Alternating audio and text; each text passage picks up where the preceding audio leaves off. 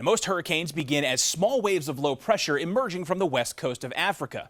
In order to strengthen, they require a blend of warm ocean water, light mid-level winds, and low wind shear. The warm water essentially provides the fuel, and the light winds and lack of wind shear allow it to grow. The National Hurricane Center takes on the challenge of forecasting tropical systems. Based in Miami, Florida, they cover the entire North Atlantic Ocean, Caribbean Sea, Gulf of Mexico, and the eastern Pacific Ocean.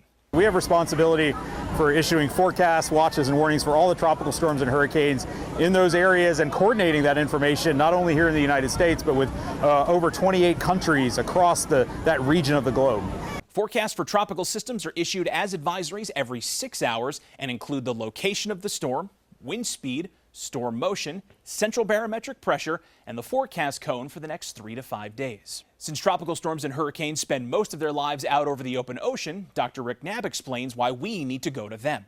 For tropical storms and hurricanes that are out in the middle of the ocean, where we don't have the radars or we don't have all the surface observations that we do on land, we need the data inside the hurricane. Flying specialized planes outfitted with radar and other instruments, the hurricane hunters fly directly into tropical systems and take direct measurements of what's going on inside the storm. They gather the most important direct measurements that we get is in terms of where a hurricane's located, how big it is, how strong it is, and then that helps form the basis of our whole forecast process. I liken sending the hurricane hunters into the hurricane to like going to the doctor and getting your temperature taken and getting a bunch of data and observations about what's going on the inside. You know, how sick is this storm, basically.